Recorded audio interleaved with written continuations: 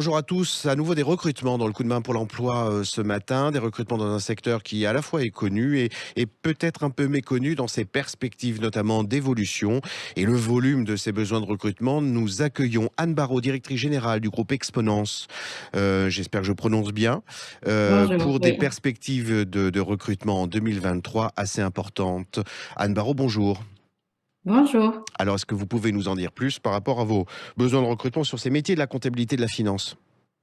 Oui, dans notre cabinet, qui est un cabinet de taille moyenne, parisien, région parisienne, Mhm. nous recrutons à peu près environ une centaine de personnes par an, que ce soit des stagiaires, des apprentis, pour les métiers traditionnels de l'expertise comptable, mais également de l'audit et du conseil. Et avec la digitalisation de nos métiers, on recrute de plus en plus de profils tels des data analysts, des community managers. La profession change un peu. Il y a de plus en plus de points techniques, de moins en moins de travaux à faible valeur ajoutée. Mhm. Donc, on change un peu les profils des recrutements. Mais on recrute toujours à tout niveau, que ce soit collaborateurs débutants. On forme également les experts comptables stagiaires, on les accompagne dans le stage ou des confirmés, voire des directeurs de mission. Alors c'est très important et c'est très intéressant en même temps ce que vous dites, parce que ça semblerait peut-être ébaucher l'éventualité que un expert comptable, un comptable, enfin bref, quelqu'un qui a eu un diplôme et qui a été formé sur le métier de la comptabilité, a aussi intérêt à se former sur des choses un peu connexes, complémentaires, comme la communication par exemple. Mais tout à fait, parce que notre métier est souvent vu comme un métier pur chiffre. On met des chiffres dans des cases, c'est pas ça du tout. On est de plus en plus dans l'humain. On conseille nos clients, on les accompagne dans leur prise de décision. Et du coup, il faut avoir une vision beaucoup plus large que juste le PCG et savoir dans quel compte on enregistre les opérations. Donc, de plus en plus de formations sont orientées sur l'économie, la communication.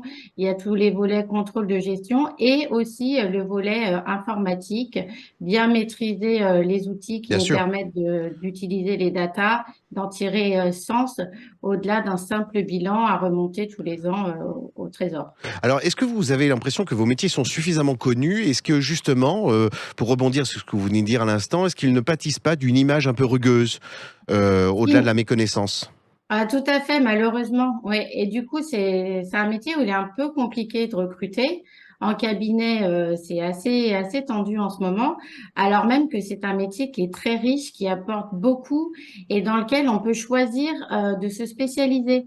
Vous pouvez l'expertise comptable au début, c'est assez large, mais ensuite, si vous avez une appétence énorme pour la fiscalité, par exemple, vous vous spécialisez en fiscalité. Il y a aussi, on a un pôle international chez nous où l'anglais est très important puisqu'ils n'ont des clients que internationaux avec qui ils échangent en anglais, où il faut aussi accompagner le client étranger, lui expliquer en France comment on crée une société, toutes les. Donc, en fait, c'est un métier qui est riche et qui est pas. On fait attention à l'équilibre vie personnelle, vie professionnelle, parce que souvent on dit l'expert comptable travaille beaucoup, certes, mais dans beaucoup de métiers on travaille beaucoup.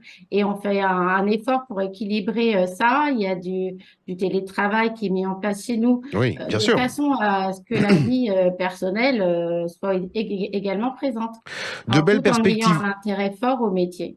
Oui, de belles perspectives donc pour 2023 au sein du groupe et du cabinet Exponence.